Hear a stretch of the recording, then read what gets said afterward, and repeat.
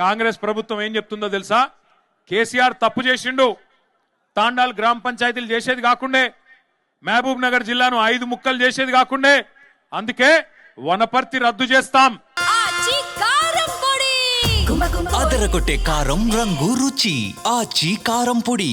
నారాయణపేట రద్దు చేస్తాం, అట్లాగే గద్వాల జిల్లా కూడా రద్దు చేస్తామని చెప్పి నిన్నగాక మొన్న పొంగులేటి శ్రీనివాసరెడ్డి రెవెన్యూ మంత్రి గారు ప్రకటిస్తా ఉన్నాడు.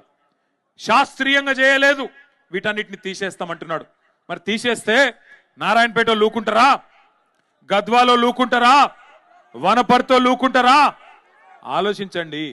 కలెక్టర్లను మీ గడప దగ్గర తీసుకొచ్చి కేసీఆర్ కూర్చోబెడితే కాదు కాదు ఇవన్నీ ఎత్తేస్తాం అని చెప్పి అలా రేవంత్ రెడ్డి మాట్లాడుతుంటే చూస్తా ఊరుకుందామా? ఆలోచన చేయండి.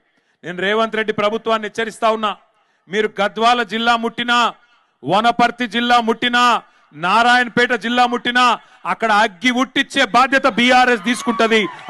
అక్కడే ఉద్యమాలకు కూడా శ్రీకారం చుడతామని చెప్పి కూడా హెచ్చరిస్తా ఉన్నా. అదరగొట్టే కారం రంగు రుచి ఆచి కారం పొడి. పిచ్చి పిచ్చి పొరపాట్లు చేయకండి.